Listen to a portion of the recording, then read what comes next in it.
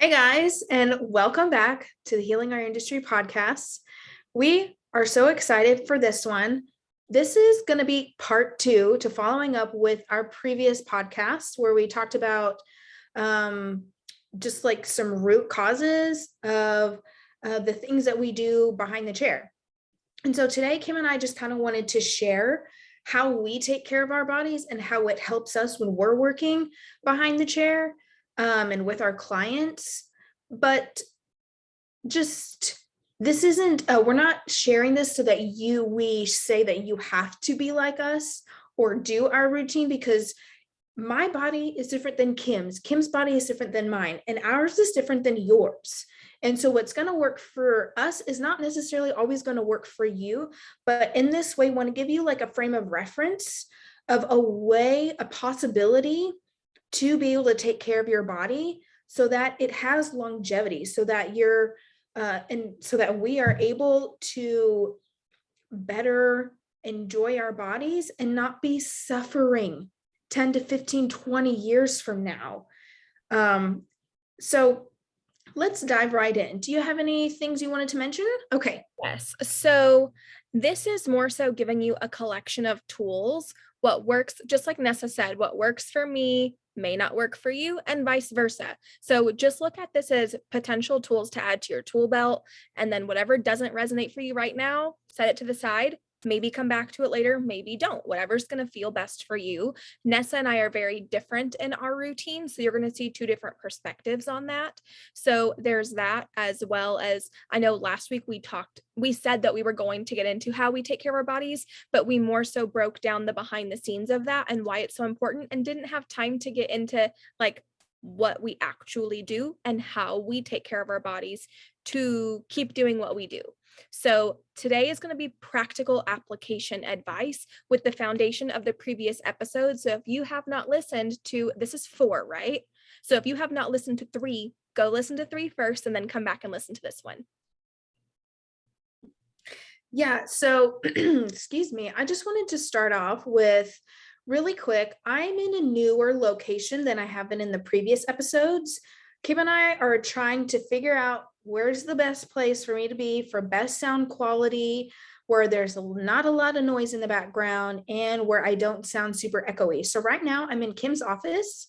And if you are on YouTube page, you can tell I'm in a little bit different place. Maybe on the podcast, you can kind of hear something a little bit differently. And so that's what we're working with today. So we're just going to run with it. May not be perfect, but we're just going to keep trying until it just sounds a lot better. And so I wanted to just start off with telling you how I have a typical day when we're in the salon. So when Kim and I are in the salon, I'm going to be straightforward. Like I have mentioned before, what I do does not have to be something that you are required to do, but you can use stuff that I use, or you don't have to. But all right, I'm going to just jump right in. What helps me is to use my calendar. I put things on my calendar that are pretty typical sometimes, and sometimes there are things on there like appointments and whatnot that you like typically put on a calendar. But some of these things, it helps me and reminds me that I'm committing to myself. I am committing to taking care of myself in the way that I know is going to work best for me. And so basically my calendar is my accountability partner of being able to say the things that I can say yes to and the things that I can say no to, because saying yes to one thing is saying no to something else. And that no for me means time away from me and my family, or time away from just having exercise time or like adventure time. So I'm going to just also refer. Yes, go ahead, Kim. You were going to say something? So number 1, Vanessa's an Enneagram 1 and a generator on human design. So we talked about that a little bit last week, but I am an Enneagram 9 and a projector with human design. So we've tried over scheduling me on the calendar, and it stresses me out to have my entire life on a freaking digital platform. So I want to continue, and I'm not saying Nessa's wrong. I'm saying what works for her doesn't work for me. For me, with my calendar and having things planned out, we share calendars so that we can see our joined things versus things that we do alone, so that we're making sure that we're respecting each other's time. However, when it comes to my life, not in the salon or business, it does not work for me to schedule. I shower at this time. I make my meal at this time. I need to be on the couch to cuddle with my babies by this time. That's too much for me, and it makes things feel like a chore.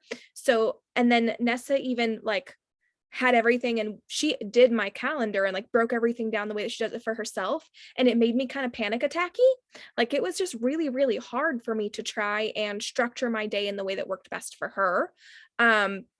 So I have redone mine, and I've started blocking off my calendar for white space, like creative time. So I will block out creative time, which gives me more flexibility and flow, because I need flexibility and flow in my life to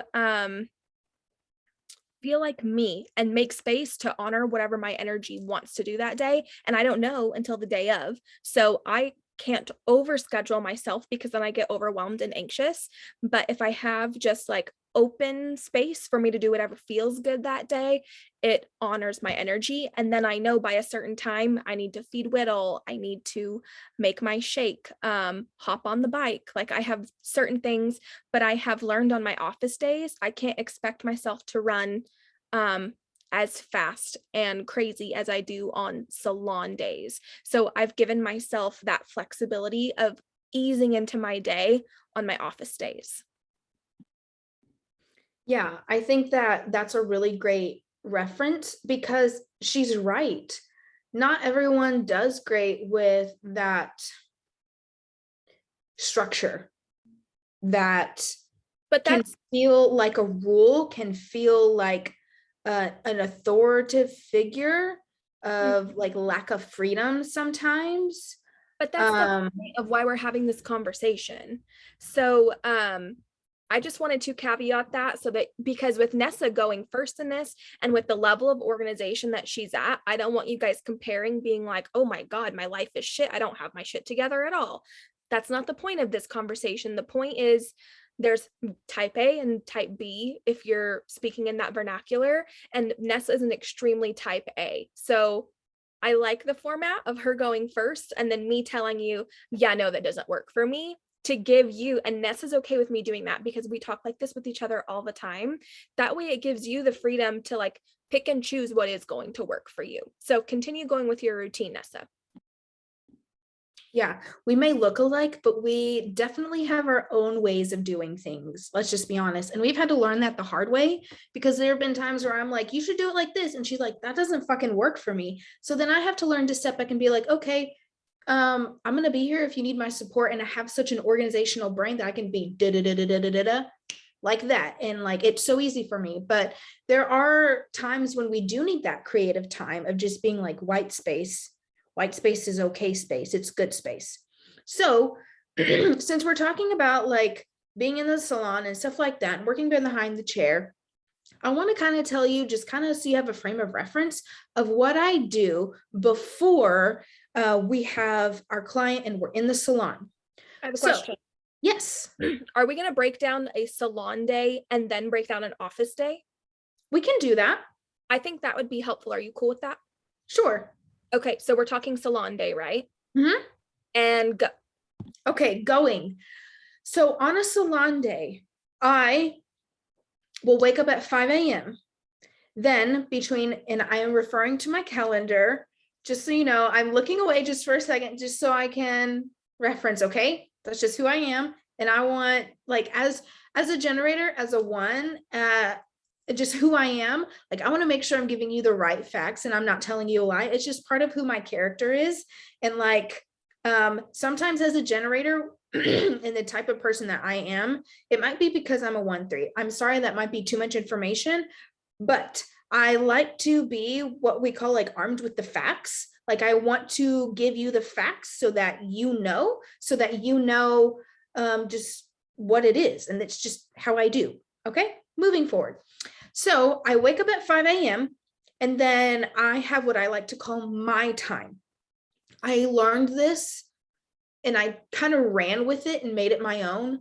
I believe her name was 𝗙𝗶𝗿. Is that correct? Just give me a yes or no shake. Rachel I don't know Hollis. what you're talking about, so I can't tell you which author it is. Is that her name though? Well, I don't know what you're talking about. Okay. So Well, she had talked about in her podcast about having an hour set aside time for you in the morning to do whatever you want. Rachel Hollis. I learned that from her back in like 2018, but I am gonna preface with like, we don't necessarily follow her anymore or subscribe to her belief system. So if you heard us say her name and you're like, oh my God, Yeah. everything's fine. Like that's Yes. just a principle that we learned. And I'm pretty sure she picked it up from Brendon Burchard. Probably. Brendon Burchard is like a mastermind coach. So anyway, moving on. So my time from 5:30 to 6:30. So you may be asking, Vanessa, what are you doing between 5 and 5:30? If you ask that question, well, sometimes I press the snooze button. Sometimes I need to use the restroom, and sometimes it just takes me a while to get my coffee. So between 5 and 5:30, I'm like getting coffee or just doing something to get me ready, because by 5:30, I'm going to be in my bed. I have a desk that rolls over my bed. I'm so thankful my dad built it for me. So for me, I'm still having like that cuddly morning time, but I'm also like doing desk work. I know it's funny, it's crazy, it's like silly. It works for me. So I have my desk, and what I am doing for the first 30 minutes between 5:30 and 6:30 is I have some gratitude time. So I will fill the page with things that I'm grateful for, things that I'm calling into existence, things that I need to get off my chest, affirmations, things that are building up thoughts in my mind, where I am creating a space where I am letting go of the things and the thoughts that were limiting me. And I am bringing in those things that I desire to have and those things that I am thankful for right now. Sometimes I need to get started with like, I am thankful for my hot cup of coffee. I am thankful for my good deep sleep last night. I am thankful for the cup of water next to me, and so on and so forth. And I just fill the page. And if I'm feeling even more thankful, I fill the next page. And I just fill it until it's full, until I feel like I have gotten out that gratitude, not in a way of like I have to throw it up, but in a way of like I'm filling my heart space with love and gratitude and just thankfulness for the day, because that starts my day. That starts my day with my attitude, because if I don't have that time, then I'm not always necessarily kind in the morning. I don't really know another word to put, but like, or to say is like, I'm not always bubbly, and I'm not always have a good energy if I'm not thankful for the beginning of my day. Go ahead. I would say you're not glowy. Like you don't radiate your genuine authenticity if you haven't set up your morning correctly. That is very, very accurate for you. Yes. So then the next 30 minutes between 6 and 6:30, I am working on educational courses. I am then filling my brain with educational things, whatever that may be for me. Sometimes it's along the lines of astrology. Sometimes it's along the lines of inner growth. Sometimes it's just needing to rest and reading a book I enjoy on my Kindle. So that next 30 minutes is just kind of whatever I am working on during that time of my life. It changes, and it has changed over time. And then from 6:30 to 7, I'm doing some kind of movement. Right now, I'm doing yoga. So what I'll do on Wednesdays and Fridays is I do weights for 10 minutes and I follow an app. I'll use Apple Fitness, or YouTube videos also work great, but right now I'm using Apple Fitness, and I follow videos on there to do weights. And then the next 10 minutes I'm doing yoga. And then on non-office days, sometimes I'll just do 20 to 30 minutes of yoga, and I get my heart pumping. And then I'll set an intention, intention of like, what do I want to focus on? What do I need to let go of maybe right now? Or what do I need to bring in? And just be grateful for that time that I get to have with myself. And then from 7 to about 8:15, I am getting ready for the day. I'm getting my backpack ready to go for the salon. I'm getting my lunches and my breakfast ready, extra coffee, whatever that may be. Get ready, get dressed, get out the door. I plan to leave out the door just a little bit after 8, because my personal goal, as also Kim's assistant in the salon, is to beat her to the salon so that I can get us prepared for the client, so that I can get all the things out, make sure candles and lights and AC and music are ready to go, so that by the time the client has arrived, we're ready to go. We aren't lagging, we're not scrambling, we're not like unsure of how the day is going to go. We're ready to go. The environment is set, the atmosphere is set, all the tools and things are ready to go, and we can jump right in. And then we have our client for the rest of the day, and in there we'll have at least a 30-minute lunch, and then after that we go home. Go ahead. I just don't want you to get too far into the day before we go over my salon morning. And then if we want to talk about salon routine a little bit, we can, because I think that people would be very curious about what a day in the salon working on a client looks like. So as you can see, Nessa schedules her day out every 15 to 30 minutes, essentially. So mine is a stark contrast to that schedule. So let's get into it. So in the morning, I also wake up at 5 a.m., but for a completely different purpose. If it was up to me, I would be sleeping in until 6 or 7, but my husband wakes up at 4 a.m. every day to get to work by 6. So he gets me out of bed at 5 a.m. He always tells his patients that I'm his first patient of the day, because he will literally just like lift me out of bed, get me up. Kim, go sit on the toilet, wake up. And then 5 to 5:15, I'm probably just staring off into space, emptying my bladder, trying to get the motivation to walk to the Nespresso and make a cup of coffee.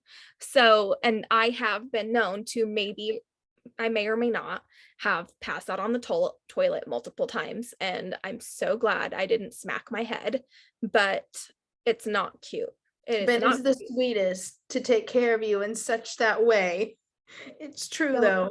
I am not a morning person, but it is important for me to get time in with Ben in the morning. So that way we can hang out. And then what we do is we try to get to the couch by 5:30, so that he has from 5:30 to 5:50. He and Nessa are very similar in this schedule-y way. So we have from 5:30 to 5:50 to do cuddle time on the couch. So I will hold Whittle in my arms in his little blankie, and he just cuddles up with me on my chest. And then Ahsoka will lay by my feet on the couch, which is why I'm normally doing stories from the couch if I am on stories, because you don't want to mess up the cuddles, right? So then Ben will put a pillow next to me, and he'll just lay on the couch for 15-20 minutes while I start Fellowship of the Ring. And that's how I start every single morning, office day or salon day, is with Fellowship. I like easing into my day with the Shire. It makes it for a more peaceful, easeful morning. So real quick, do people know that you are a massive Lord of the Rings fan? Now they do. Because not everybody plays that, and so they're probably like, why is she playing Lord of the Rings in the background? Please help us understand why you're playing that. So it started during the salon closure, when I was at home doing office work every fucking day and trying to not go insane. So before the pandemic, Ben and I had sold our house and moved into a 1-bedroom apartment so that we could travel the world and have like less shit to worry about. Then COVID happened, and we spent 2020 in a 1-bedroom apartment whenever we had a 3-bedroom, 2-bathroom house. So anytime the dogs needed to go out, we had to put the collars on and hook them up and then do the walk. And we lived on a corner.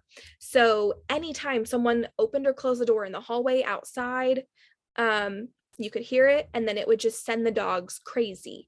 Anytime other dogs walked by outside of the window to the awning, we were on the bottom floor as well, so they saw everything right there in front of their little eyes. It was just so much noise and distraction and environmental stress that I would just pop something on Netflix. And it was normally one of those like nature documentaries, but I hate the talking nature documentaries. I need the ones with like the easeful music, but then it's only about 2 to 3 hours, and then you have to start all over again. And you're always checking to see if like Netflix is like, are you still there? Yes, bitch, we're here. It's a fucking global pandemic. Of course we're still here. So it just came to be too much. So I was like, man, I've got to find something else to have on for them. Well, at the time, HBO had all of the Lord of the Rings extended editions, and I had never seen the extended editions. So when I was 17 and I moved out of my parents' house, I had bought all of the Lord of the Rings on Black Friday for like $2 each. And that's how I would fall asleep every night, because I didn't like being alone. That's a whole topic for another day, but that's how I would fall asleep, is just pop that DVD in and, fall asleep to, and I would do a different movie every night. So I was already like familiar with the comfort that Lord of the Rings gave me. And I'm obviously obsessed with Tolkien. You're supposed to say Tolkien, not Tolkien. And the journey. So once all the Lord of the Rings, and they had all the Hobbit extended edition. No, it was just normal Hobbit, not extended Hobbit. I gotta fact check myself, y'all. So they had all of them on. So I would do every day, like one day was Lord of the Rings, the next day was Hobbit. One was Lord of the Rings, the next day was Hobbit. Actually, I think even there for a while, I used my own DVDs and would just pop them in and out. And then they were on HBO, and I was like, oh, thank God I can just stream these. Well, then last summer, HBO pulled them, or like pulled one of them, and then they were gone. And I was like, I don't want to have to go change out a DVD, because we bought a house at the beginning of 2021. So it was like January 4th that we moved into this house. We bought a patio home, so we have a tiny backyard. So whenever we do travel, we don't have to worry about getting a note about the grass being too long. And the front is xeriscaped. So you never have to worry about people and your 𝗙𝗶𝗄 and all that stuff.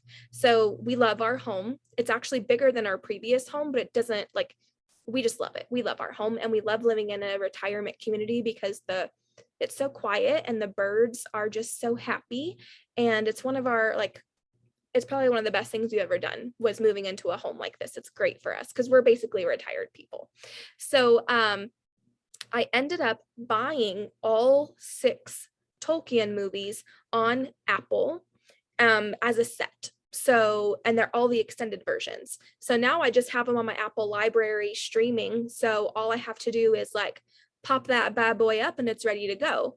So every morning we start out in the Shire, and then that normally takes us from like 5:30 until 9ish.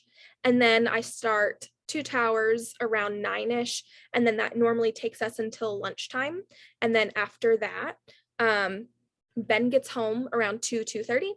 And then I will normally start Return of the King before he gets home. And then by the time Return of the King is over, it's time for dinner. So then I'll start making dinner. So that is a very in-depth analysis of how Lord of the Rings influences the schedule of our day, but it keeps us going. It's great background noise, and it's peaceful for me. I'm not paying attention to it. It's not distracting to me, but it is like cozy and homey for me. And then it drowns out the noise of neighbors and then other dogs walking and barking and all of that stuff. And the dogs are so used to it now, it kind of puts them in nap mode during the day. So they're much more settled having that on.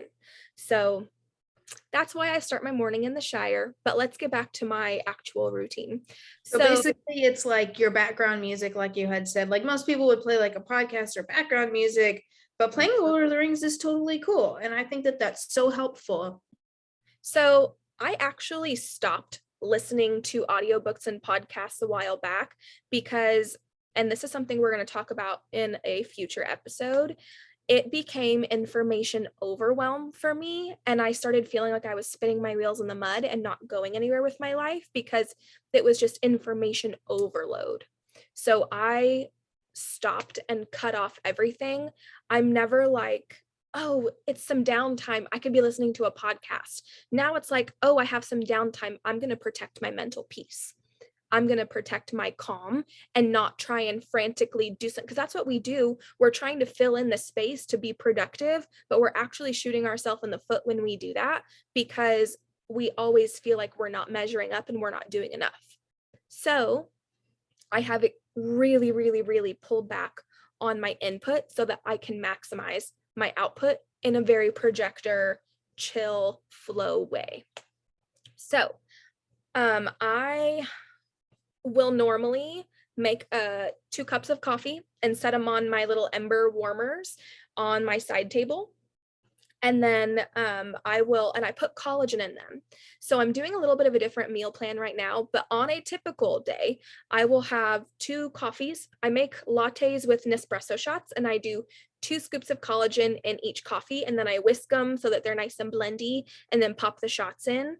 And then I use a smidge of agave. So now you know my coffee routine.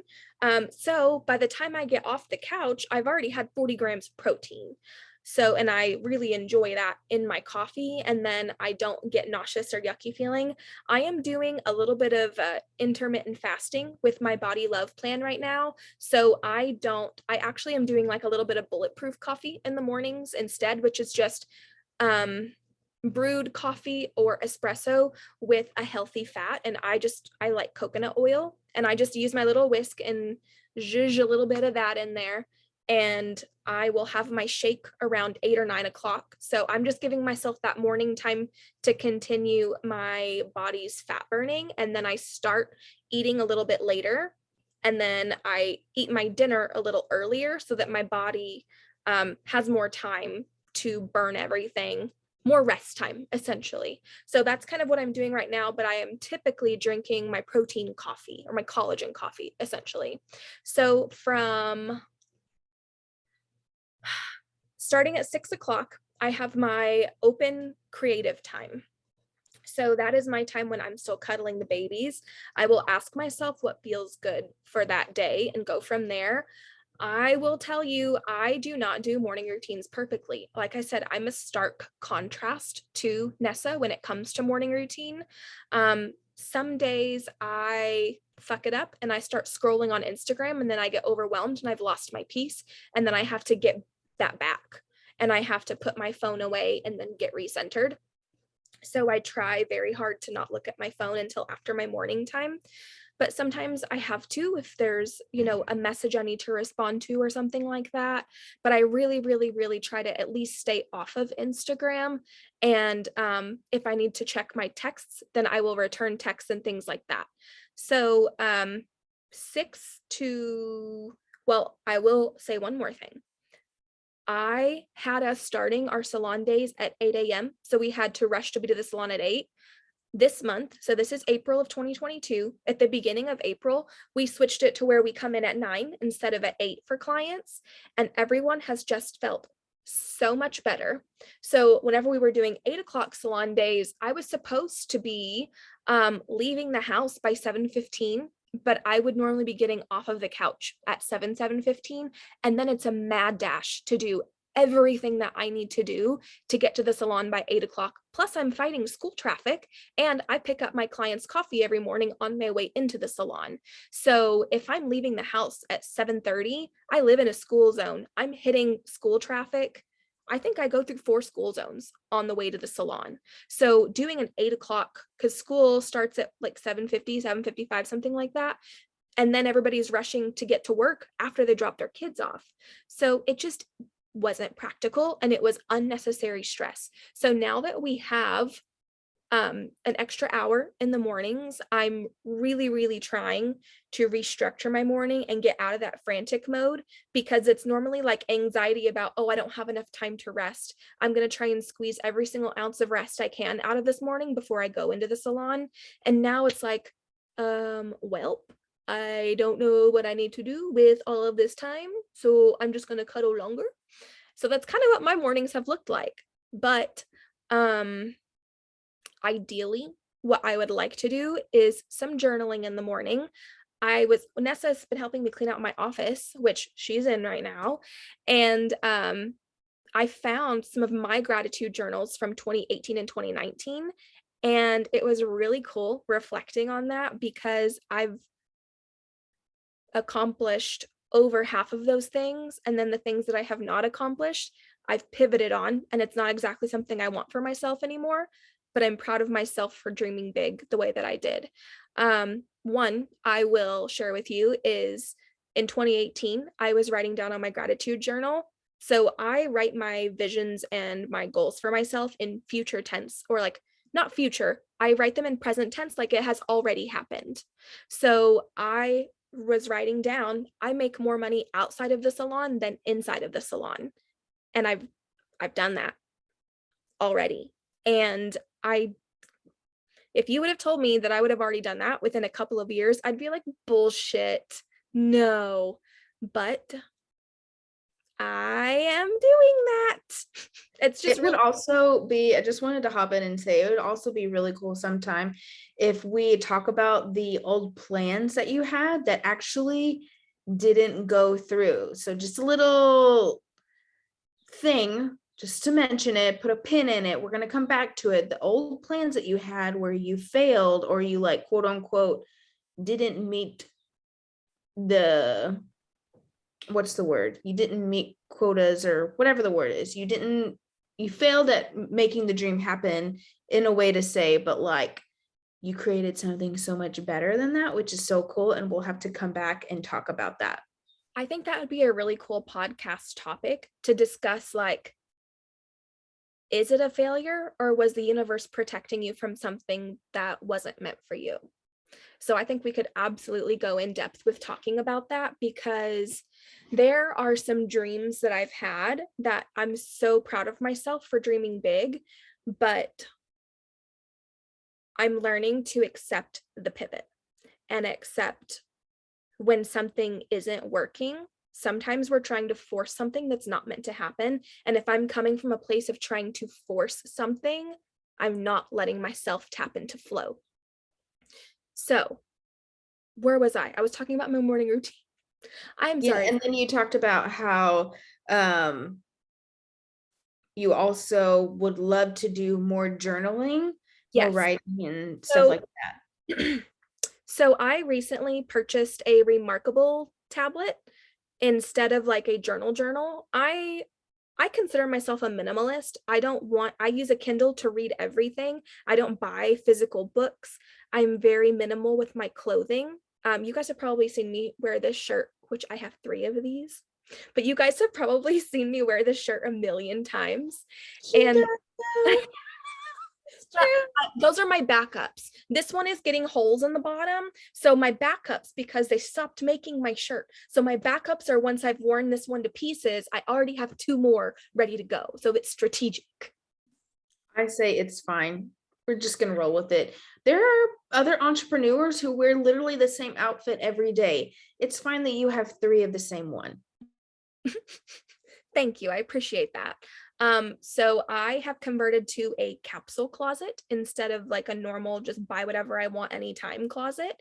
And I have like certain colors that I buy within so that I can mix and match. I don't really do patterns at all. It's essentially black and some earth tones, but I go warm earth tones because of my hair and my skin tone versus cooler. And then I keep everything pretty neutral. And then I have a pop of color here and there, copper and forest green and mustard, maybe. Anything fall toned I'm down for. More so camel, like camel, forest green, and copper are kind of my go-tos if it's not black. Yeah, I was about to say, and black. And it's mainly black, but that's okay. So, and I'm in my closet recording, because a closet is always the best place to record because the clothes really help with the reverb. I think it's called reverb. I have no fucking clue. So yes, I consider myself a minimalist. Where was I going with that? Your closet and the sound and that your routine. So we were around morning time. So now, since we start at 9, what time do you leave the house? I remember the 𝗙𝗶𝗿 got me started talking about being a minimalist. Okay, so my next goal was to get rid of all of the paper things because I would have sticky notes everywhere. When I would do meetings, I have like, it's probably a little bit bigger than my phone, but it's like lines that's a sticky pad like this. So if I'm in a meeting, I'm writing on sticky notes and then just popping a sticky note over. And then when we were cleaning my office the other day, it's like just piles of sticky notes. And I don't like that, stresses me out. So I set my 𝗙𝗏𝗿 up to where the different pillars I have within my business, I have a folder for each of those pillars. And then I have notes. And if those need their own folder, I have that. So I really, really, so far, I've had it for about a month and I'm really loving it because I can even take a PDF, and I love that there's no notifications because I have a squirrel brain. So if I'm on my phone working on something and a notification comes in, I'm fucked. And it's too much. It's too much up there. And then I get lost. And then I feel like I'm just never getting anything done if my attention is split. And there's actually like a whole scientific description of that called context. No, that's not context switching or something switching. I'm not going to try because I'm going to butcher it. But essentially, there's a lag time when you're switching between things where it takes time to regain your focus.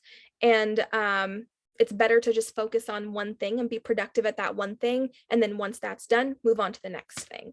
So I have slowly but surely been converting to using my 𝗙𝗏𝗿 to take notes during calls and plan ahead, jot things down.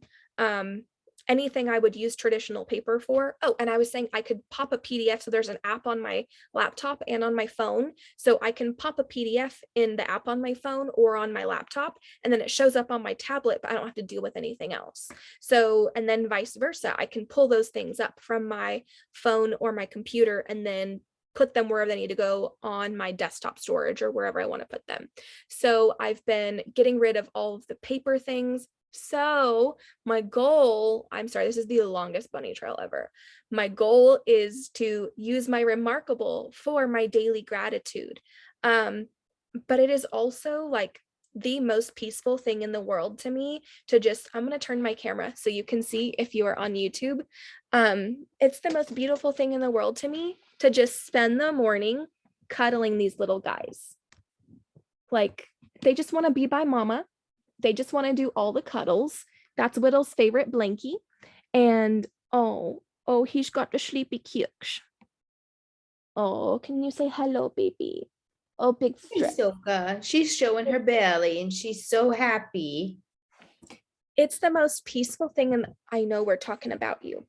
It's the most peaceful thing in the world to me to start my day with the small moments that matter most. So holding 𝗏𝗏, even if my arm goes numb, and drinking my coffee and then just watching Lord of the Rings or zoning out, my brain is processing things, but it brings such a sense of peace to me to ease into my day. And sometimes the pressure of like, oh, I'm supposed to be journaling is too much for me.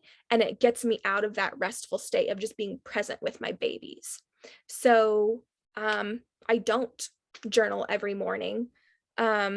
Which I do want to mention, even that actionable mode is still like an embodiment of gratitude because you're just being thankful for your right now moments, which is how I use gratitude, to just be thankful for my now and also bring in those dreams that I want to bring in. But that's still something that other people could do, is just like be still and enjoy this now moment, this present moment. Yeah.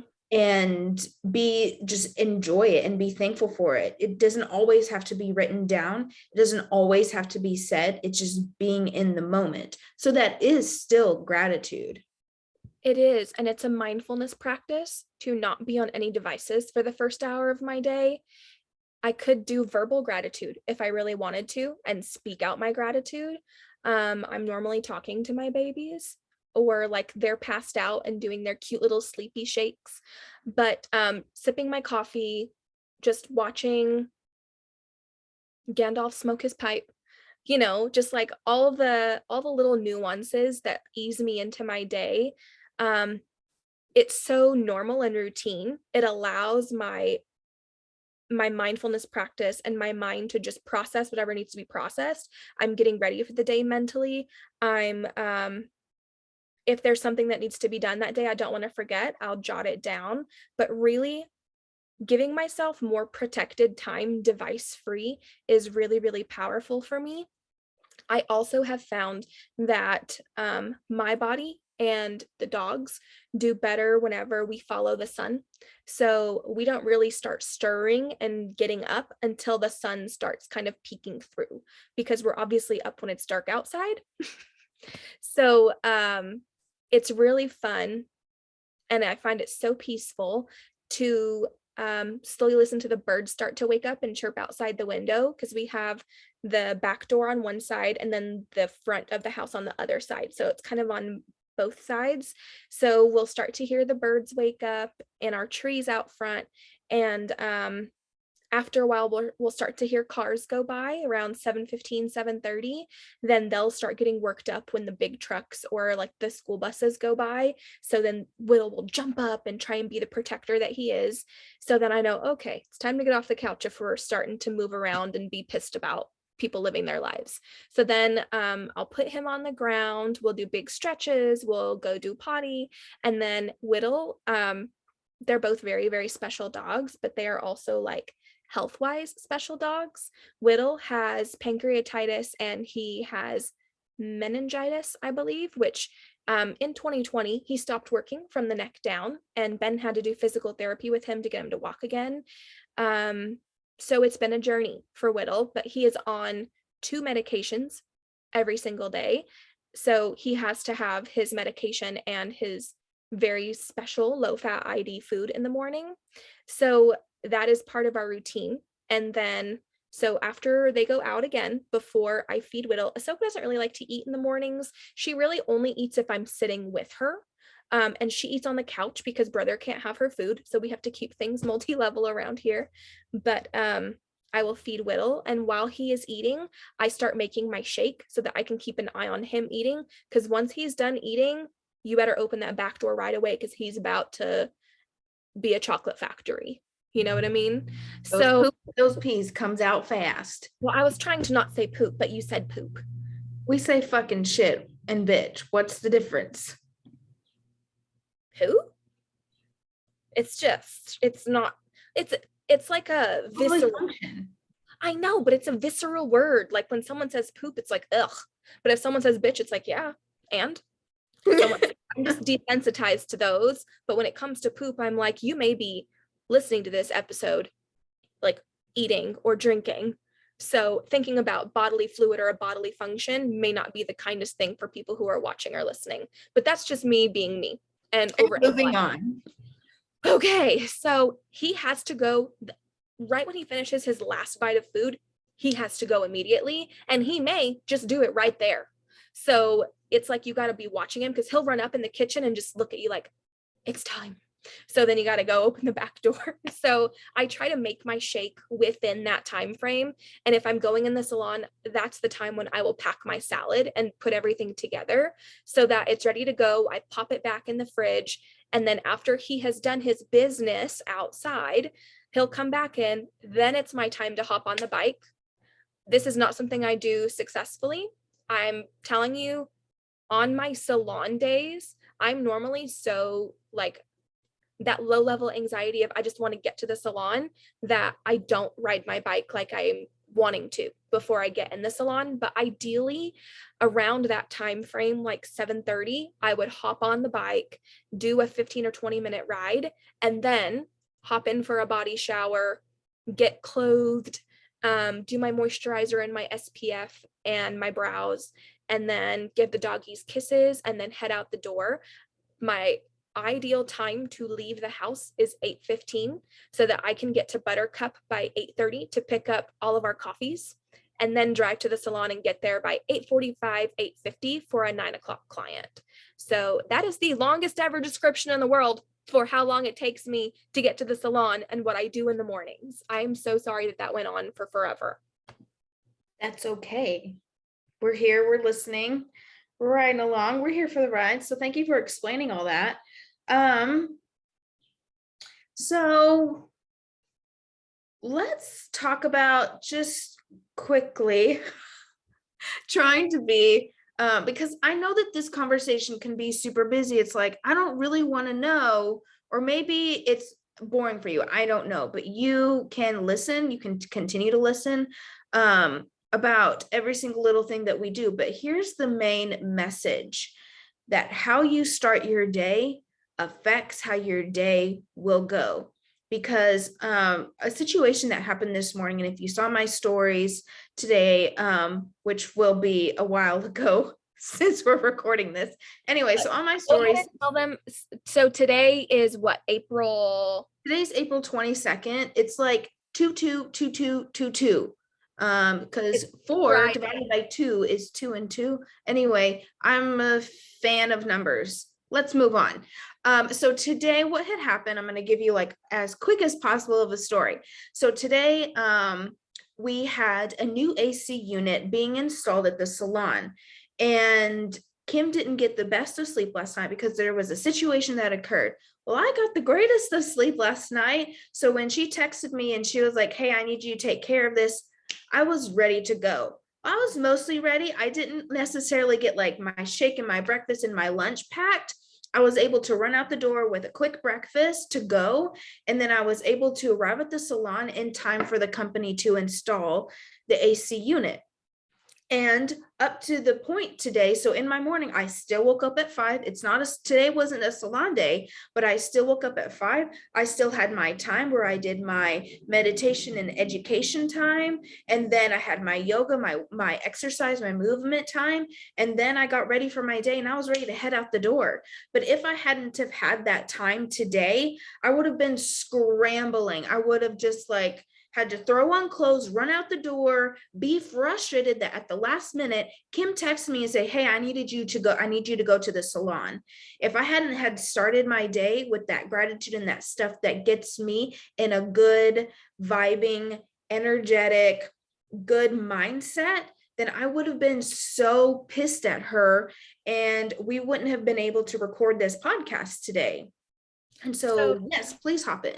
So, first of all, I want to let everybody know it's okay. It was just, 𝗙𝗶𝗿 is traumatized by smoke alarms beeping when the battery is low, and she will freak out and just cry. So she wakes us up in the middle of the night crying, and then we hear it on the other side of the house. So,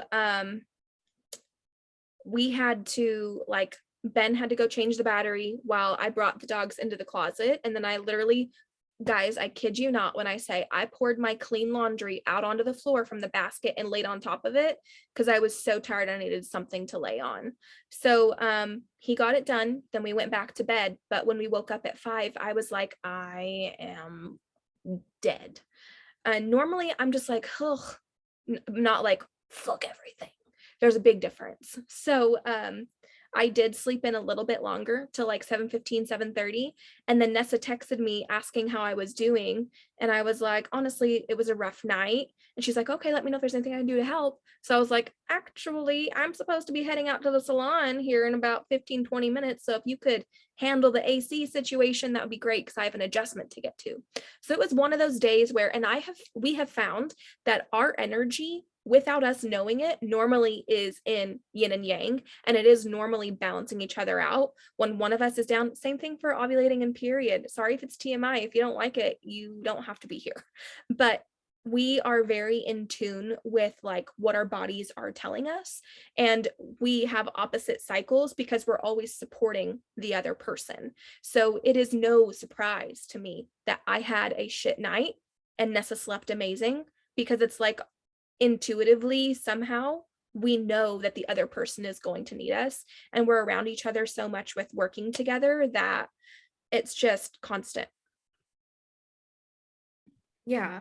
So the reason why I was able to feel so rested is because I will start getting ready for bed majority of the time. Sometimes it doesn't always pan out how I planned. It's like a life joke or something.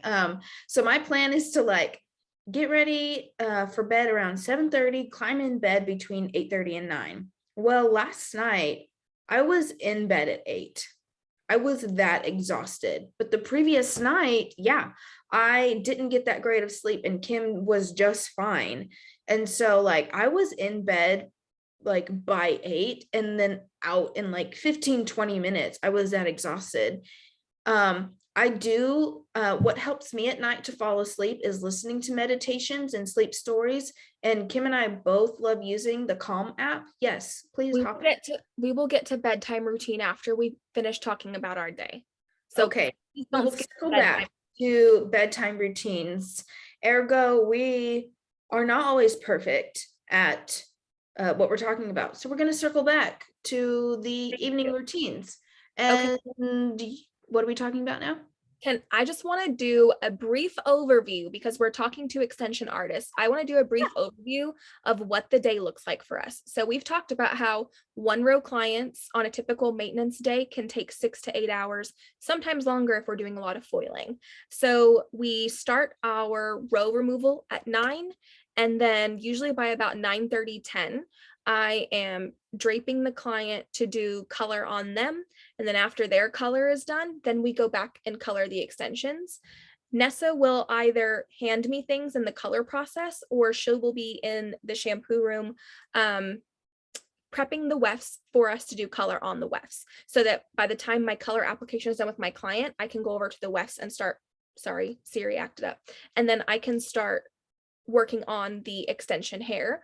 And then around 11 to 12, we are looking at DoorDash to see when we're going to order, what we're going to order, because I like ideally in a perfect world, I would finish the row install before we eat lunch. That's not always practical. Sometimes we get to where their color is done, and after their color is rinsed, I will use like my Redken pH stuff. I use K18, and if we're about to eat lunch, I will leave the mask on my client while we eat lunch, and then afterwards come back and then rinse the mask out and all the things that I need to do to prep the client for sectioning, beadwork, all of that stuff.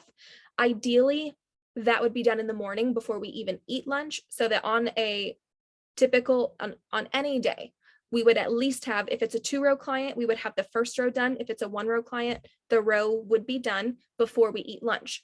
As of right now, with like shifting to doing 9 o'clock instead of 8 o'clock, that's kind of thrown off the routine a little bit, to where we're still eating while the mask is sitting, and then afterwards we come back and do the row after lunch. So that gives you a good idea of what that looks like. I provide lunch for my clients. While my client is eating lunch, we sit down and eat lunch.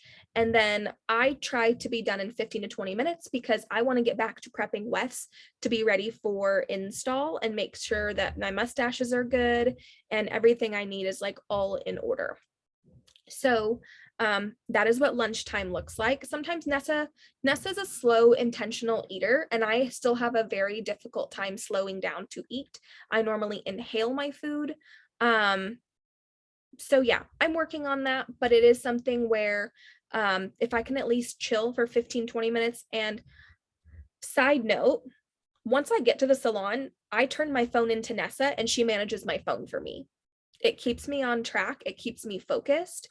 And even during lunch, she really won't let me have my phone at all. The only time I get my phone is to take pictures of my clients for the install process, because with Luna and with any method, you should be taking pictures of your work, because once that client comes back in, you need to be able to see if their grow out is funky, where did you go wrong on your install? Because 9 times out of 10, it's your work, not their home care, that is the issue.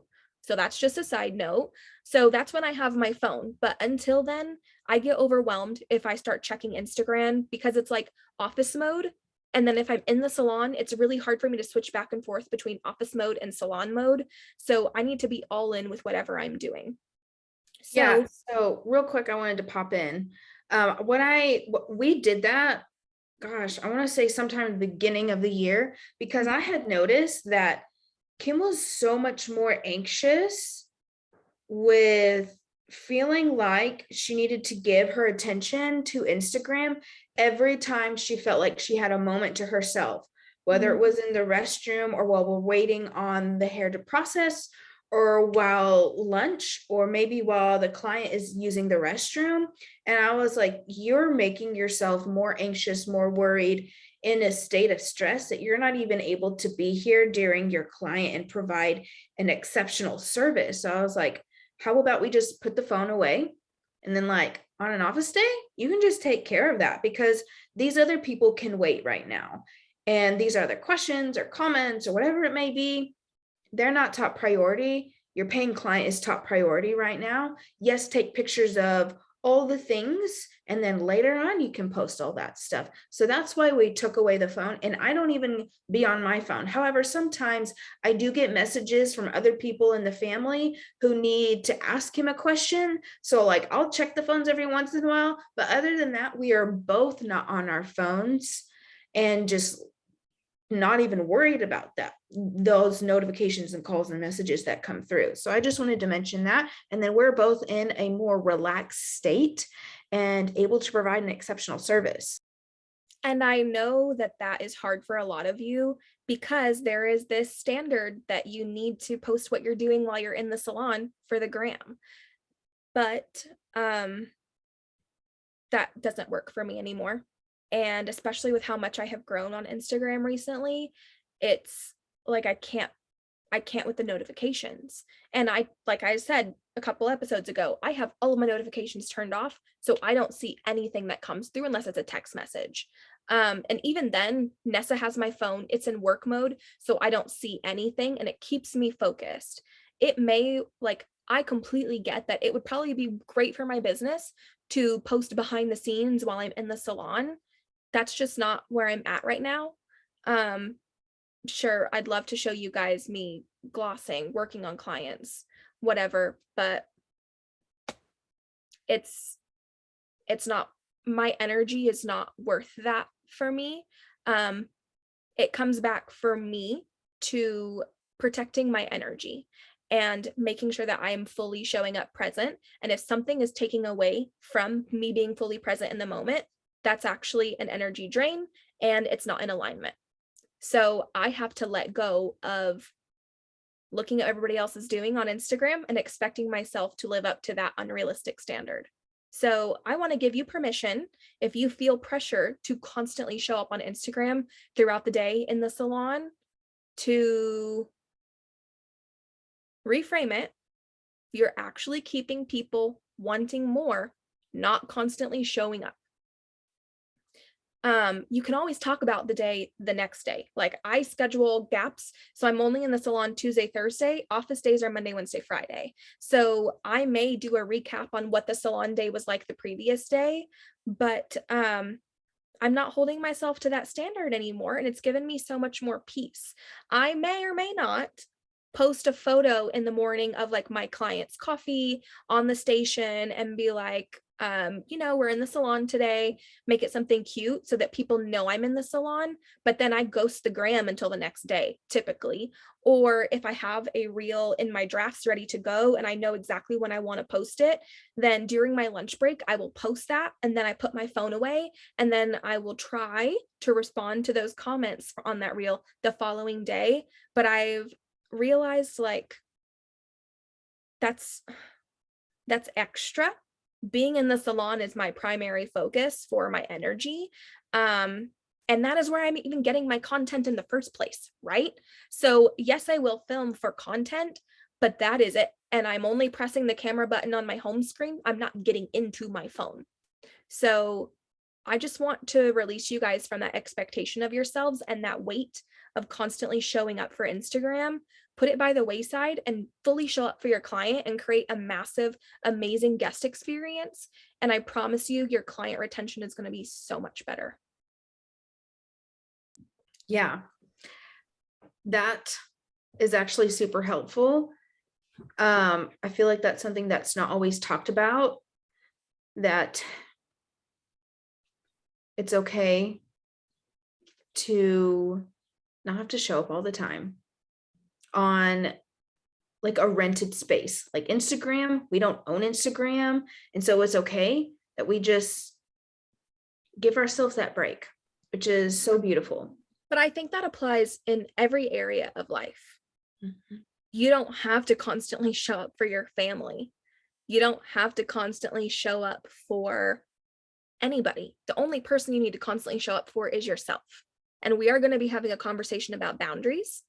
And we will go more in depth with that during our boundaries conversation, because it comes back to honoring yourself. And if you're allowing everyone to take those bits and pieces from you first before filling your own cup up, you're pouring from an empty cup, and you're just going to get bitter and resentful and be a total dick. So let's not do that. But it's definitely a powerful conversation and something we need to bring more light to. So I'm glad that we are going to be talking about that. But we typically get out of the salon by somewhere between 5 and 7. On good days, we're out by 1 or 2. Sometimes it's 7 or later. On a 2-row with a full color day, 9 or 10 p.m. I've had a couple days where I've gotten out past midnight before, and it took everything I had to not just fall apart. Like, those are the roughest days. But those days are few and far between.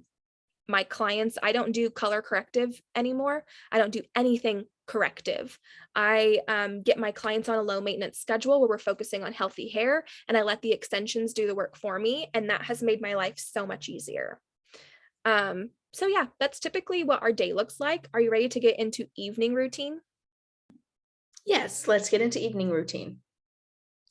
So my evening routines, honestly, when it's a salon day, I used to be able to like fit in some stretches and some wind down time on my yoga mat, but that's not honestly realistic anymore. And it ebbs and flows. Honestly, my routine changes over time, but right now in the evenings, if I get home around 7:30 or later, I'm having a snack, and then I'm brushing my teeth, washing my face, and I'm going to bed because I am beat. There is like this joke we have between Kim and I that after I hit 12 hours of being awake, I am what we like to call Victoria. Victoria, Oh, what is it, Veronica? yes. Sorry. Get your damn name right. It's Veronica, my bad. So after I've been awake for after 12 hours, I get salty. I don't have a filter. I'm not always very nice or helpful. And sometimes like I'm literally hanging on the tray because I am like exhausted. And there are sometimes where I'm just like staring, and Kim is just like having to grab her tools to continue the service because I'm dead. I hate it. Dead. It's the worst thing to have your assistant space out, because I have to, like, I'll put my hand out and I'm like, red. Like, Hand me the tool. We have our tools color coded. So we have like a red, green, black, something along those lines. So if your assistant's in the game, they should be paying attention to what you're doing and then anticipating what's to come. But once Veronica hits, she's leaning. So Nessa stands on the other side of my color tray. She's leaning on the tray, just, and I'm like, fucking shit together. We have Yes. to do, and I'm not fucking around. Like I automatically turn into big sis, and I'm just like, fuck it, let me do it. I'm just gonna take over, and then I'll just do it. Which that's the whole point of having an assistant there, is for the help. So we have found that it is better once I start stitching and we have pinned the hair. She hands me clips while I pin. So once I start stitching, she goes and finishes her cleaning to stay active. And then by the time I'm done stitching, she's done cleaning, I can finish up the client. And then I check the client out. She grabs my stuff, and then we get out of the salon after the client checks out. Yeah, it's like boom, boom, boom. We're getting out the door. Absolutely. I have learned that, well, over time, how our service has provided, like in the beginning when I was with Kim and as her assistant working behind the chair, she needed me there for every single moment to kind of know what's going on and what she needed. But also over time, as she's gotten a lot better, it's like, okay, I don't really need you right now. Like, I got this. And so we just always try to check in and see, like, when do you need me? When do you not? When can I go work on the other things? and clean up so that we can head on out. Anyway, so after I get home from a day at the salon, like I said, it's just like go to bed, put the stuff away somehow, put the food away, and get back to sleep time. So um, after I get into bed, I use this app called the Calm app, CALM, Calm app. Maybe you've heard of it, maybe you haven't. I They provide like sleep stories, meditations, and they also have meditations for helping people sleep. And I have found those to be so incredibly helpful because there was a time in my life when I would wake up almost every single hour in the middle of the night because my body just couldn't get to a relaxed state. And so this app has really helped me.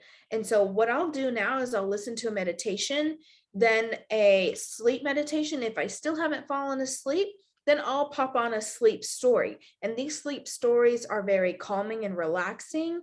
And they kind of start with like a little bit higher energy and over time, like get slower and slower. And the person starts talking a little more softer. And so I have learned that that really helps me to fall asleep. However, also doing stretches used to help me fall asleep. And like I mentioned, things just change over time for me. So I may go back to doing some stretches at night to help my body just get into a relaxed state. But I haven't been doing that as much anymore. And so that's basically my evening routine. It's not super fancy. It's not like great. But I encourage you to find something to help you get into a relaxed state because my brain needs that transition time. And during that transition time, I don't really want to talk to people. I don't really want to have to do much else except get to bed. And so that transition time is like washing my face, brushing my teeth, maybe some water. And then that meditation helps my brain to calm down. So I'm not focused on these random thoughts that come to my mind so that I can go to sleep. What is your evening routine, Kim? Well, thank you for asking. So after I leave the salon, I'm normally like chatting with Ben to catch up on my drive home. That way, when I get in the door, it's not like I'm hit with whatever he needs to talk about for the day. So some days I decompress during that time on my way home and I'll just text him and be like, hey, I'm headed home. Sometimes I call him if I've had a heavier day where it's just like I'm feeling a little worn down, I'll give myself transition time on my 8 to 10 minute drive home. And if I'm like excited about the day, feeling great, the energy was awesome, then I may call him because normally he has had a heavy day. So he needs to let off some steam before I get home. So once I pull into the garage and close the garage door behind me, then we'll open the house door inside the garage, and the dogs will run around to my side of the car and say hi. So then I'll pick Whittle up and give him kisses and then tell Soka hi. Then we walk inside, and then Ben may or may not have dinner started or things pulled out for me to make dinner, but I try and play with Ahsoka a little bit because she always wants to play. There's always something like she has her favorite toys and she's like, Mom, I'm right here. Can we please play? So I will toss her she's right there, so I can't say it, BALL, or her little 𝗶𝗶𝗍, which is like a little bear. It's the Kong knots. So the inside isn't stuffing, it's rope. So when she tears at it, I don't have to worry about her swallowing any stuffing. So so we will toss that around a little bit in the living room, and then I will get started making dinner. I have some go-tos. I'm not going to list off recipes to you guys, but essentially it is typically going to be air fryer salmon, which takes 10 minutes, tacos, which takes me about 15 to 20 minutes because I make guac and I use bison meat with mushrooms for the taco filling. And sometimes it's chicken and sweet potatoes. I just never really know. Sometimes I will plan ahead and try to make more food so that we just have to warm things up. Every time I have a simple recipe, I have Ben write it down so that he is capable of doing it without me whenever I'm traveling, but he really just prefers for me to do it because he's worried about screwing it up. And I'm very particular with my seasonings because I love flavor, and he's a little bit scared of using the seasoning. So that's going to be our next phase of learning cooking things, is seasonings. So it doesn't take me very long. I can have it done in about 20-30 minutes max for dinner. Definitely not with Instant Pot. Instant Pot takes longer because it takes that time to pressurize. So if it's like chicken or something, I will pre-cook chicken for the week so that we can just heat that up. But if it's something that needs to be fresh, like salmon or bison I can get 2 meals out of. So it depends. I'll normally try and cook something like bison that makes 2 on a Monday, so we have it for Tuesday after Salon. So I'm planning for the second meal to be a Salon evening warm-up meal. And then I'll make fresh guac to go with that. So we will eat our dinner while we watch one of our shows. We have several different shows that we just, whatever season is up of whatever we're watching, we watch TV for about an hour together, and we eat dinner on the couch. Sometimes, like on weekends, we'll normally sit at the kitchen table, but by the end of the day, we're so exhausted, we just want to lay on the couch, eat our dinner, and relax. So that gives us from about 7 to 8, or on a good day, I like to start dinner at 5 because I'm an old lady, but on Salon days, it doesn't always happen. So we try to have all TV shows and stuff done by 8:30 at the latest. And then we start winding down for bed. Ben makes his shake and his lunch for the next day. And then I will, while he's doing that, I will do dishes or take the dogs out to go to the bathroom. And then we kind of go through our nighttime routine of like face washing, brush teeth brushing. And then I will braid my hair and I sleep in a bonnet. So then I put my bonnet on and I just keep it like up here. I don't stuff my braids in it anymore because then they end up falling really weird. So I do have my braids down. And then I read on my Kindle for maybe half an hour to an hour, depending on the content. Sometimes I have been known to stay up until 2 o'clock in the morning reading for 5 or 6 hours when I really need to be sleeping. But whatever I'm reading is just so freaking good. Sarah J. Maas, you kill me. But I will just go at it. And then once I start like nodding off or the Kindle hits me in the face, then I put it on my side table and then pass out.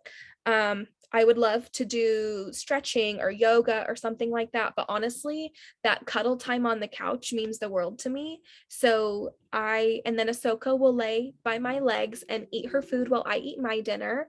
So that's kind of what that looks like. So yeah, I try to stay off my devices after I get home. I have a notification in my phone that says phone jail at 5 o'clock. So I try to be off my devices by 5, but usually the people that I'm talking to business-wise are moms. So once the kids go down for bed, that's when they are on their phones communicating. So and that's text message. I am not on Instagram at that time, but if it's an important text message, then I will like respond to audios and we will audio back and forth if need be. So it just depends on the day, but sometimes we're working through something, so I need to be audioing back and forth with my girls. It just depends. So guys, we don't have our shit together. We are growing and I don't think we will ever have our shit together, but I think a lot of this comes back to like understanding your own energy, respecting your body and giving it what it needs. I would love to do some stretching before bed. Honestly, I do really, really well whenever we finish our show by 7. And then I start reading at 7 instead of at 9:30 when I'm supposed to be sleeping. I know that my body will do better if I'm asleep by 8:30. That rarely happens. I'm normally asleep by 9:30, 10, sometimes 11, and then I can feel it the next day when I'm waking up at 5 a.m. So I'm trying to do better, but a lot of it just depends. Like Ben's home. It's okay. This is real life, guys. Ben just got home. He went to the gym to go do cardio because he's a masochist. But where was I going with that? Yes. Your routine and that we're not perfect. Yeah, I would love to do like foam rolling or stretching before bed, but reading, like having the tech, and I have a Kindle Paperwhite, so it doesn't bother my eyes at all. It's like reading a physical book. So I will try to read, but like lay a little bit flatter. So I've heard that this is a thing for projectors. It's good to get horizontal, like lay at a decline. This is incline. This is decline. That's decline. This is incline. So lay back, not straight up and down, but have some slouch to it. Relax for 2 to 3 hours with no screen time. You can, I mean, even if you are watching something on the screen, even if you're laying down more relaxed, it's really, really good for your body. And it helps tell your body we are easing into sleep. We're easing into rest. So for me, Also, real quick, for those that don't know, that she's referring to human design. So in human design, like we've mentioned, we will talk about human design and Enneagram, and all the other things, but she's referring to human design, that she is a projector. yes, projectors are very, very sensitive to people's energies and things like that. So unplugging from everyone else's energy and focusing on your energy is kind of the goal at the end of the day. So I have noticed if I start reading at 6, 7 o'clock until it's time to get ready for bed, I sleep well, depending on the content of the book, but doing that, like for my brain, watching TV and trying to go straight to bed is much more difficult for me than reading and then trying to go to bed. And I don't read personal development before bed. I only read fiction. So I have done the routine where I read personal development in the morning and fiction in the evening. That works great. If I start my day with fiction in my rest time from 6 to 7, I feel unproductive. So if I'm going to read in the morning, it will be like a Brené Brown or something that really gets me motivated and gets me going. So I will just keep reading. If I start fantasy in the morning, I'll keep reading. And then I'm like, oh shit, I got to get up and go do all the things. And then I end up rushing into my day because I spent so much time indulging in reading. And like we've talked about, I have an addictive personality. So if I get too obsessive with something, I can ruin a good thing. So I have to know my own limits and stop myself before I get carried away with something. So I have to set that boundary with myself to read fiction at night. Yeah, I love that. And thank you for clarifying that. When he got home, he scared the shit out of me. I was like about to have to defend myself. We watched this recording. I jumped. I got scared. It was hilarious, to be fair. I don't always get scared, so it was a new feeling. Okay, sure. Okay, well, you do pop into the salon and you purposefully scare me and startle me when you're like with your jacket. Shit, I do that. She scares so easily. And our bathrooms have fans in them, so you can't hear anything outside of the bathroom. They're tiny little one stalls. Our building was built in like the 50s, so our bathrooms are not ADA compliant. So it's a tiny little square. And then with the way that our salon is set up, and I've done a live tour of our salon before. If you scroll back on my Instagram far enough, you can see what I'm talking about. I don't know if I toured the back bathroom. Anyways, so all of our stuff is kind of sitting right outside the bathroom. So what I will do is like try and just startle the shit out of her whenever she's coming out of the bathroom. That's purposeful. I normally wear Adidas Cloud Foams on salon days, and they're so like you don't hear anything. They're quiet. So, and our salon is tile in the hallways and vinyl in our rooms, so you don't hear anything. And then I will often pop my head into the break room and whoever's in there folding towels is like, what? So it's one of those things where I'm not intentionally trying to scare, but I often do end up scaring people because I'm that good. Which we would honestly love if you would just like say, hello, I'm coming in. Anyway, I've tried that and then people still freak out because I'm like, hey, and they're like, ah. Okay, maybe like a couple feet before you get to the door, be like, hey, I'm walking in. Literally though. I think that we've covered all things scheduling. We hope that this was like, hold on. Question? Yes. Hold up. Okay, so I think we just need to break down a little bit more how office days, now that they understand the basis of what our days look like, let's just talk about what is different on an office day versus a salon day, because we try to keep a similar structure, but For me, my morning is just stretched out a little bit longer. Yeah, I would say that's kind of the same for me. Like I have more leisure time to just like do whatever feels good. If I want to just hang out in my bed a little longer, I'll do that. I try to keep like I also have an espresso and I try to keep my caffeine intake to 2 cups, to 8 ounce. I think it's an 8 ounce. So And so we have found that Nessa on 3 shots is like Nessa 2.0 compared to 2 shots. yes. So 2 shots is a happy spot for Mhm. Sessa. 3 shots is for Nessa. That's So you too, though. That is you too, because it happens. You get extra frustrated and anxious and just like quick. So it's to both of us. We both get like I too can much. handle, hold on. I can handle 2 shots and a decaf shot. I cannot handle 3 full strength shots. That's 4. No, I ma'am. cannot handle, like, if I do a quad shot from Starbucks, I have to sip very, very, very slowly to where, like, the brown sugar oat milk shaken espresso. Did I say it right? For shaken oat milk espresso. Okay, whatever. So it's a quad shot. It comes with 4 shots, but No way. I didn't know this. you seriously did not know No, Vanessa. I didn't know. This I'm blown. ma'am, you not knowing this is a form of self-sabotage. It's time Mhm. for you to heal.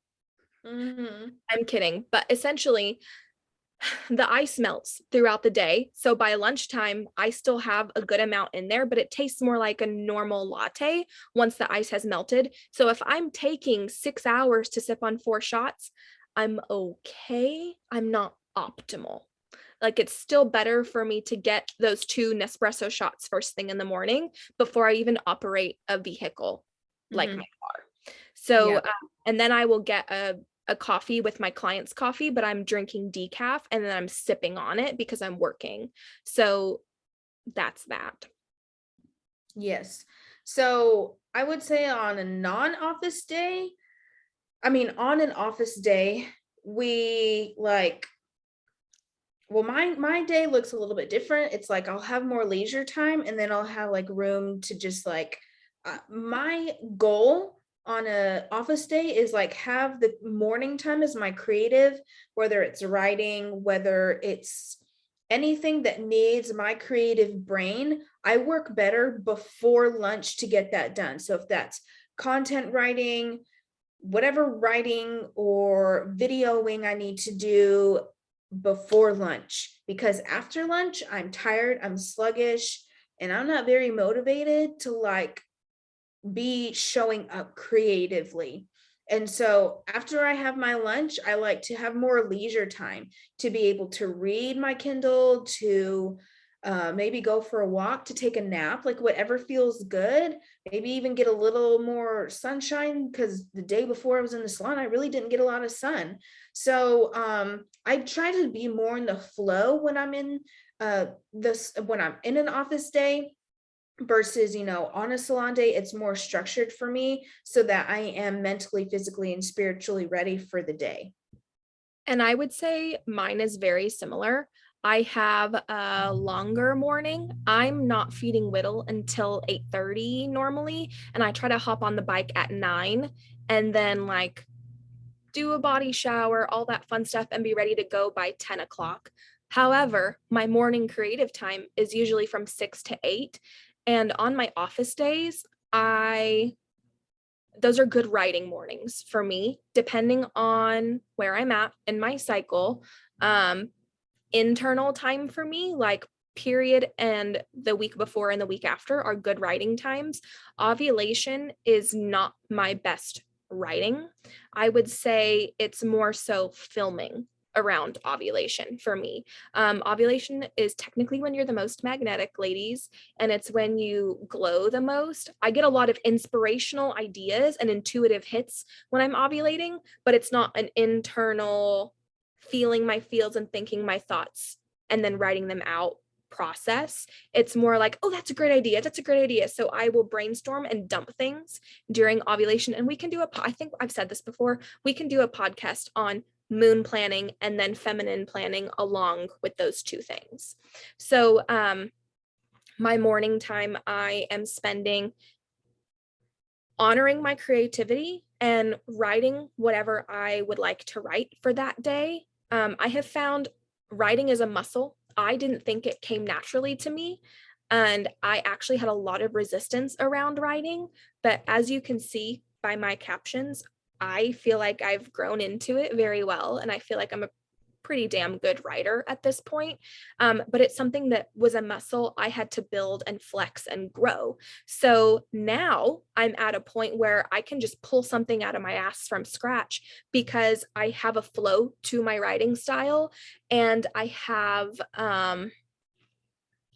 like, if I have something I want to talk about, if I have a theme, I can put it out into the world pretty easily because I've worked so hard to be able to do that. So now that it comes easily to me, I have to remind myself that it is still a gift that I cultivated. So I don't know, maybe someday I'll do more with my writing, but for now, putting that into organizing captions or like a series of captions or something for the website, for the salon, or, whatever that energy needs to go to, there's always something that I need to be updating or writing for. That's part of being a salon owner and an educator. I could be writing curriculum for my coaching program, but that's my time to write. So it could be Instagram focused, it could be coaching focused, it could be salon focused, or like my salon home care document, I'm constantly updating for my clients.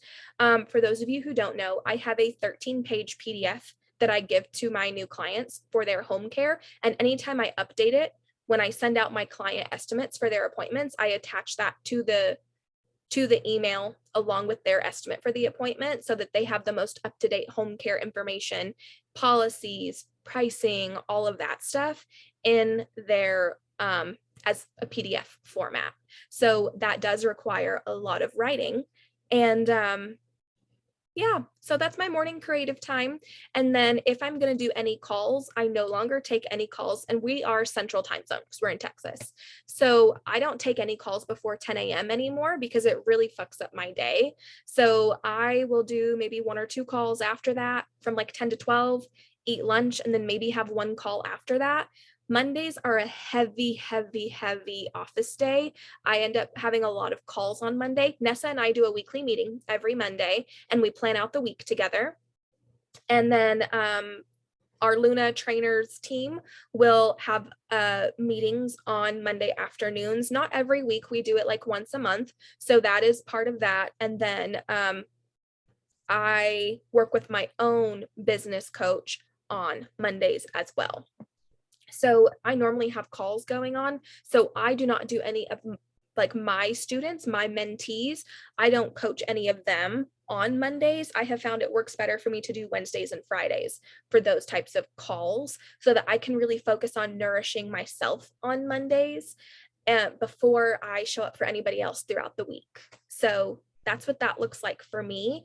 And I will try and do something self-care-y on Mondays. So I will take a bath, I will do a facial, something from my indulgent list. I will spend more time outside with the dogs playing.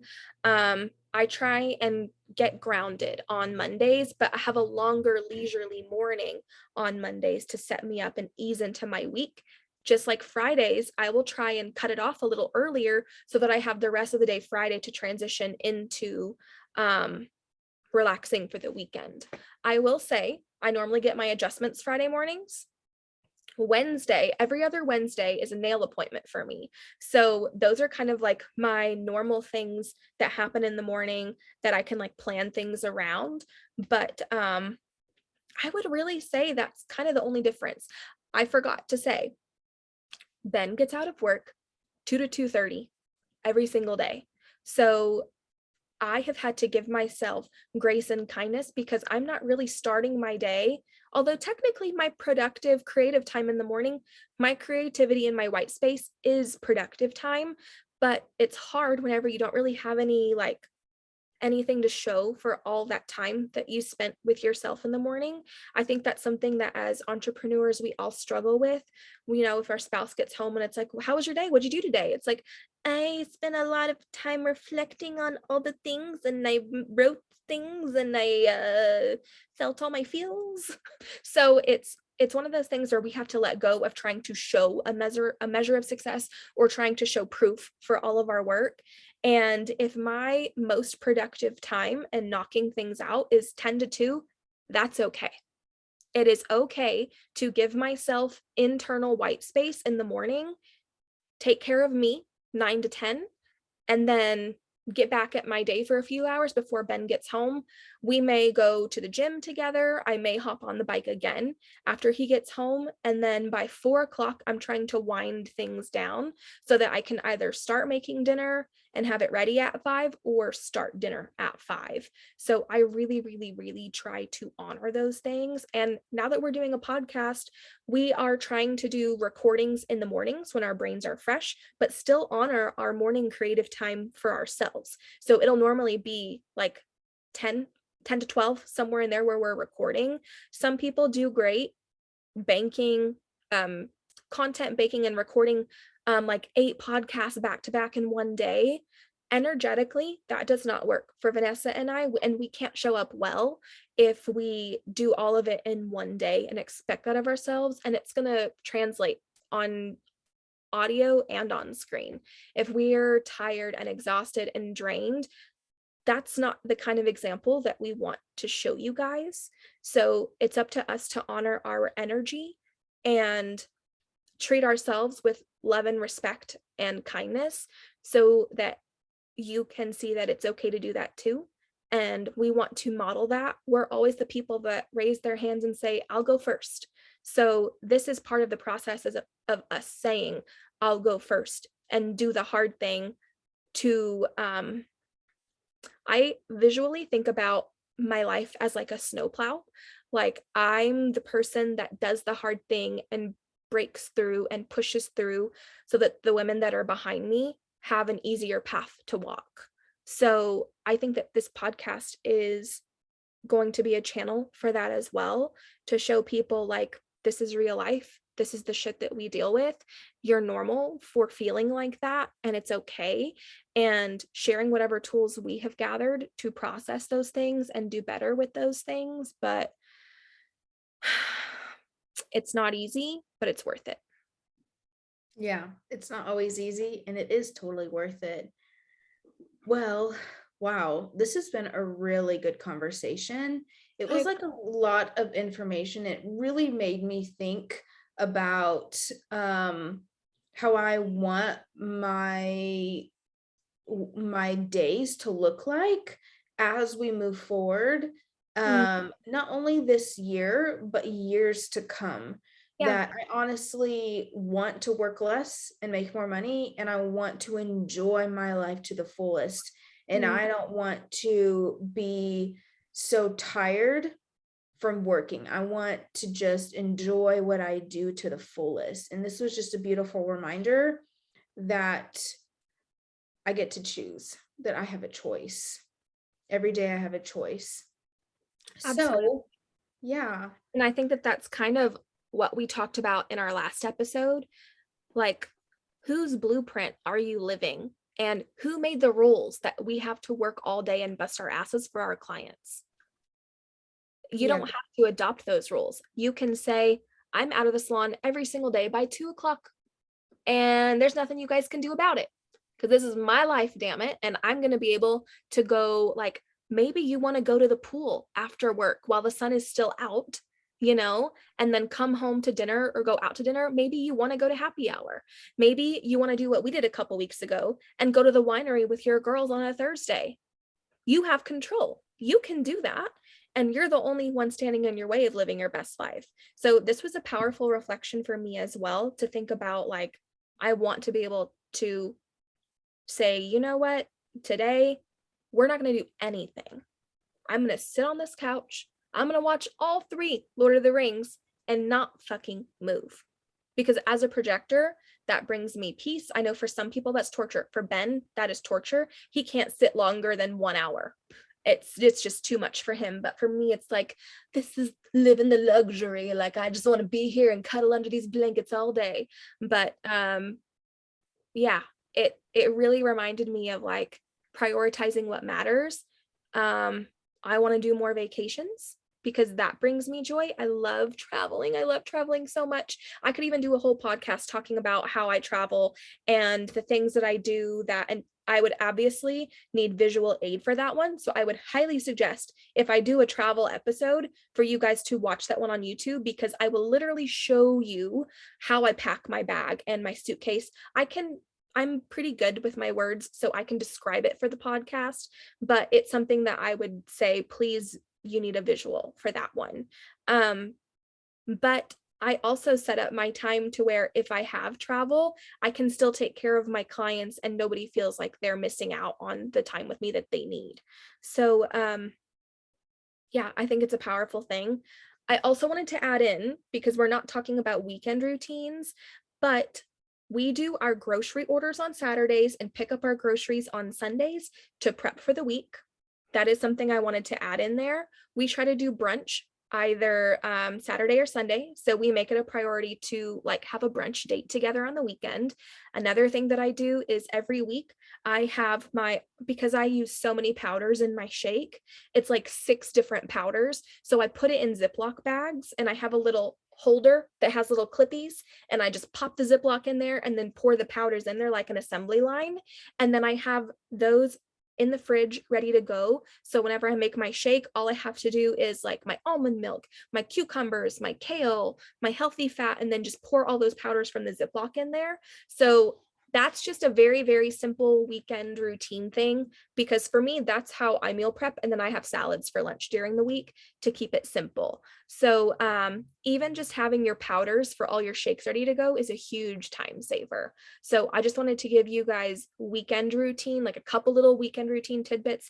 Nessa, do you have anything that grounds you? Also, I wash my hair on Sundays, and then I try to do a Wednesday or Friday wash. Doesn't always happen, but Sunday is my main wash day. Go ahead, Nessa. I want you to hear about your weekend routine. Just like really quick cliff notes, because I know we're supposed to be saying goodbye, but I want to hear about anything specific for your weekend routines.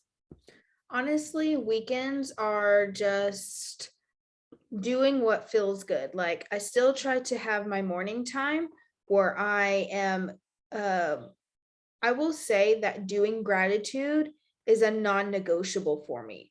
For me, that needs to be every morning, and that needs to either be written down or just spoken outward, just releasing it into the atmosphere of like, this is what I'm thankful for. This is what my affirmation for the day, or whatever comes to mind, just bringing in that gratitude. That's a non-negotiable for me. And that needs to happen every day for me.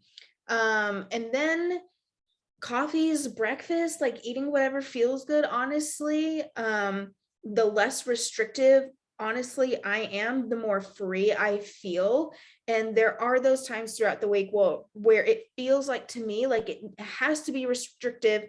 It needs to be structured. And sometimes that structure feels constrictive, that like I need white space to just follow whatever feels good. And so sometimes I like to go out. We call it the KOA here in San Angelo. It's like just this beautiful place to go walk or run. I walk, and it's at least 25 flights of stairs. And so there's a lot of inclines and declines. So that's why I walk it. I don't run it because there's loose gravel. So that's something that I enjoy, where it's just like, I want to be around nature. I want to see the water. I want to hear the birds. I just want to be in nature. And so stuff like that just really brings me joy and fills my cup. And sometimes I even like to travel on the weekends, whether it's just like to like a short place. If it's by myself, I don't want to go too far, and enjoy whatever that is, and enjoy or even experience different foods that I haven't tasted before. Like we've mentioned before, I'm a foodie and I enjoy trying new foods. But sometimes I just need to go in the backyard and I need to get some sun. So I like to just keep it open and do whatever feels right for that weekend. It's so funny. And for me, I'm the opposite. I am a vampire. I hate the sun and I just want to hide in my hobbit hole all the time. Like I love being home. It's really important to me that I cultivate a safe space at home. But it's so interesting, Nessa. You were talking about how you don't like restriction around your food. That's how I feel about my schedule. Like I don't want restriction in my schedule the same way you don't want restriction in your meal plan. That's a creative outlet for you. And I think that like doing whatever feels good for my energy is a kind of a creative outlet for me too. So that's so interesting that we have those like opposite things in that way. But yeah, I don't do outdoor walks or hikes or nature. If I'm at the beach, I'm under a cabana with a mister and a good book. Like I'm not about it. I'm actually at the beach. I will stay in my room and order room service and just look out the window. I'm like, oh my God, it's so pretty, but this bed is amazing. So I think it's This bed is more comfortable than your cabana. Do you think that I want sand up my ass? No, I don't. And I don't want a sunburn because I cannot take any more sensitivity to the sun. And it's not fun to get scalp sunburns. It's just, I'm traumatized by sunburns and I would much rather not. So, yeah, it's so interesting that on weekends, I'm just like, I want to have, I will make migas on the weekends. So I will make like a really, really yummy indulgent breakfast that's not a shake or protein banana pancakes. And then we kind of Saturday morning, we try to have a slower Saturday morning, watch a movie or a show. And then we try to go to the gym on Saturdays as well, but not on Sundays. So I think it's very interesting hearing about our weekend routines.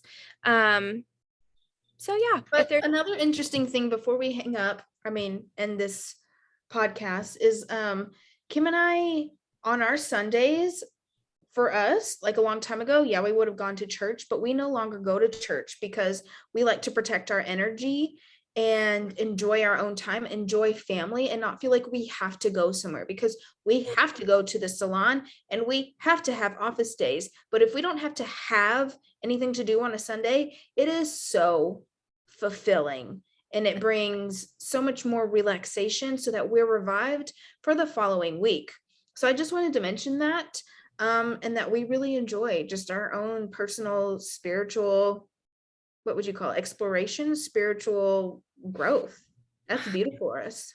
It's definitely been a deconstruction process, but I would say we are on our own spiritual journeys and we're following what feels good and what feels right for us. And I am no longer doing things that I feel obligated to do that don't bring me joy, whether that is relationships, friendships, time commitments. We used to be volunteeraholics because that was our worth, was how much we give and serve. And we've chosen over the last, I would say since COVID, to take that energy back and stop giving. So most of the energy vampires in my life were from church.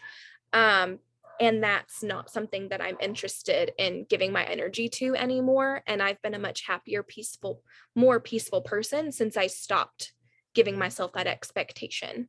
So yeah, I agree. And that can be totally a different podcast because there is a lot more that goes into that conversation.